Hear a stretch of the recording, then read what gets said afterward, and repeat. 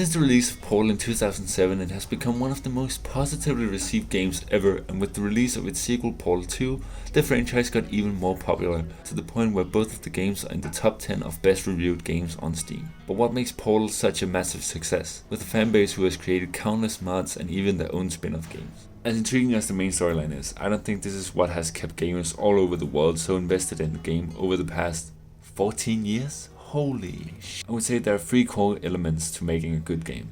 The story, world building, and gameplay of course. And as a 4th tiny squeeze of originality. With that said, if one of those is lacking, it's just going to be a forgettable game, and maybe a downright bad game. And if you're confused as to whether I think both Portal 1 and 2 succeeded in those aspects, you just have to wait till the end of the video to find out.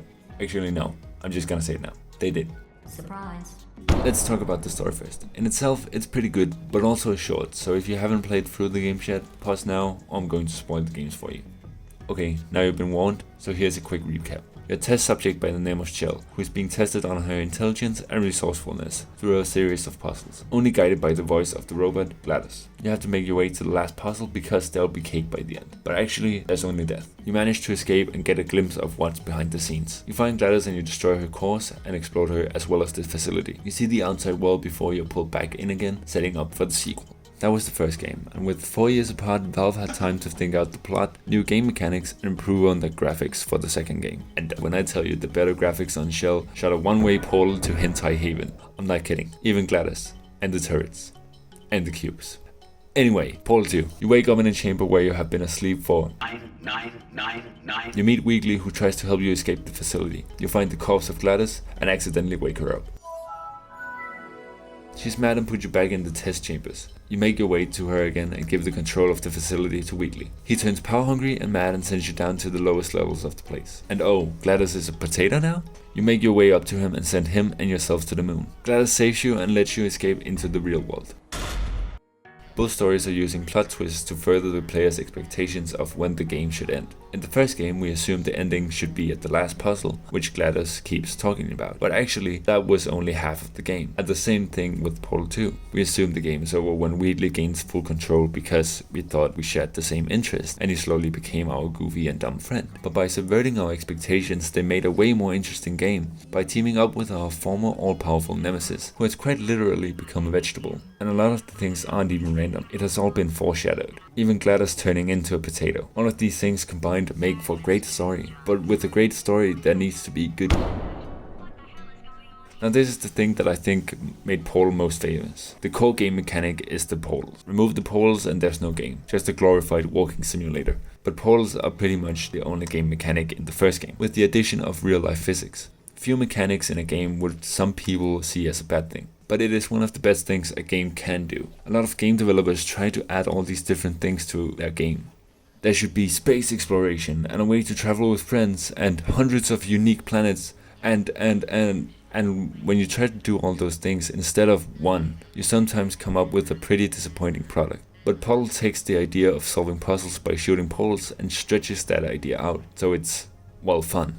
Portal's unique approach to portal-based puzzles makes for an interesting playthrough, but also leaves lots of room for experimentation, because Portal sets up these boundaries of what's possible and what's not, and getting a grasp of this confinement leaves you with many different ways of solving the puzzle. Solving them in your own way, which strays from the intended solution, fills you with dopamine, and is one of the reasons Portal has become such a timeless classic. And that's not all. It really wants you to get to know the equipment before throwing you out in more difficult tasks. See, in the beginning you get a feel for the portals by just realizing how it works, by only walking through the portals which the creators set. Then you get to fire only one portal, and then you get the full portal gun. This is what they also did in Portal 2. They introduced all these new features which only enhanced the experience, because that opened up to new possibilities with the core mechanic, the portals. And they also didn't just show all at once. They made the player wait for the appropriate time to show the new features. By not showing everything at once, but one at a time, made it so the player could understand how those things worked to their full potential, like they did with the portals. And then threw everything into the last epic segment of the game, so it didn't feel useless to get to know all the stuff we just learned. But some might be confused and say, well, we didn't know everything, because how were we supposed to know we could shoot a portal to the moon? That wasn't introduced to us. Shut up and sit down. Actually, we were, by the man himself, Cave Johnson. This leads me to...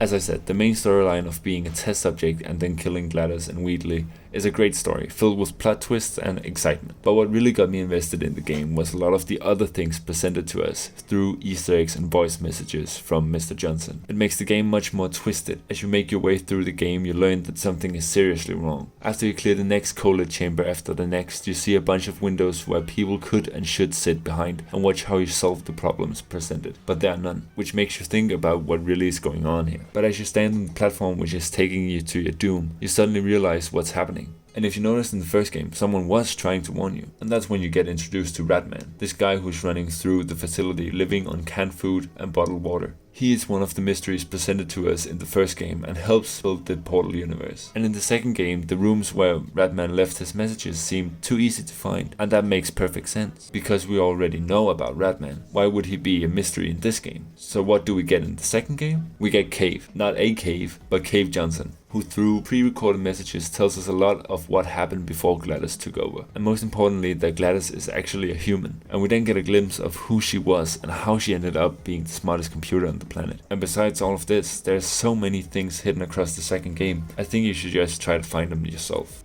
With all this said, I'm not going to claim that Portal is the best game of all time. There's certainly games with a more thrilling story, better graphics, more in-depth world building, and more hentaiable characters. I just wanted to tell you my thoughts on why I think Portal succeeded in such a way as it did, and why gamers all around the world are still waiting for the third game, and supposedly a movie that was announced in 2013?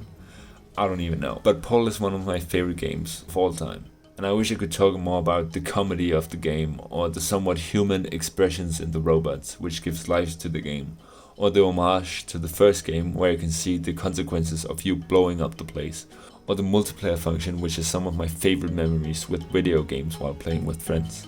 There's so much to talk about, but I'll leave that for you to discover.